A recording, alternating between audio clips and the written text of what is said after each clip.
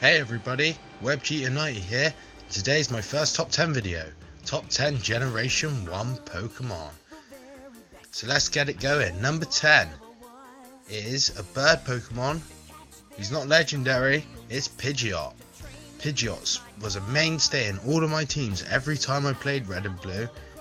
And he was hard work getting him up from that Pidgey, getting him to level 38 to evolve. But he always did me good in the Pokemon League, especially when taking on Blue. What a lad. Number 9. And it is Raichu. Raichu, much more than Pikachu, was quick, clever, and had some great moves, and was another one of the mainstays in my teams. It was hard hunting around that Viridian Forest for a Pikachu, but it was worth it to get that Raichu in the end. He was an absolute excellent Pokemon for me. At number 8, Venusaur. Not my favourite starter by a long way, but when you replayed Pokemon Yellow and you was given that Bulbasaur, he was very good for me, and it was much more fun playing with all 3 starters, and that big flower on his back would pull out one hell of a solar beam. That big dinosaur plant. Number 7, Gyarados. What can you say? You'd pay that money for that Magikarp and you'd think it was a waste of money the first time you played Red and Blue back then, and you still think it now, because it's much worth getting one later on when he evolves into Gyarados, a real powerhouse in any person's team, able to learn dragon moves as well as water type moves. Number 6, Jolteon. Jolteon was my favourite electric Pokemon out of the first 150, even more so than Zapdos.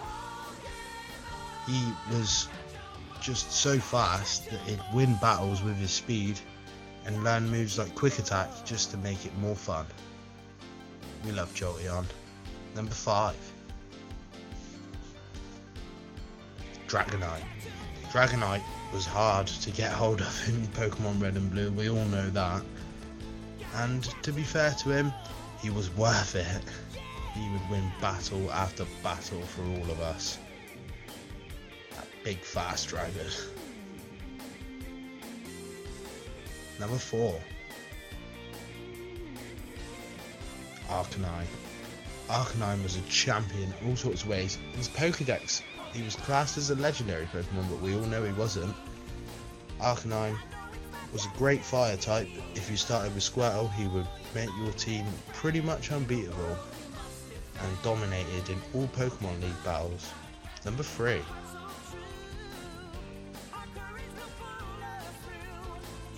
Blastoise. Blastoise was the starter I started my second time round with Squirtle. My first, you'll see when we get up close to number 1. And he was a powerhouse with great defense and a good hydro pump to boot. Number 2, Mewtwo. Spent hours hunting around Cerulean Cave for this Pokemon. We all did back then. What can you say about Mewtwo, the psychic dominant Pokemon who you could teach moves like Thunderbolt and Flamethrower just for good measure? An excellent addition to any team and made the Pokemon's League so much easier second time around. At number 1, it is Charizard. Charizard has always been my favourite Pokemon. Charmander was my first starter, and evolving it to Charizard made this all worthwhile. And he will always be my favourite Pokemon whatever happens, and the Mega Evolutions just make him even better. Honestly, I couldn't think of a more fitting Pokemon at number 1. Thank you for watching.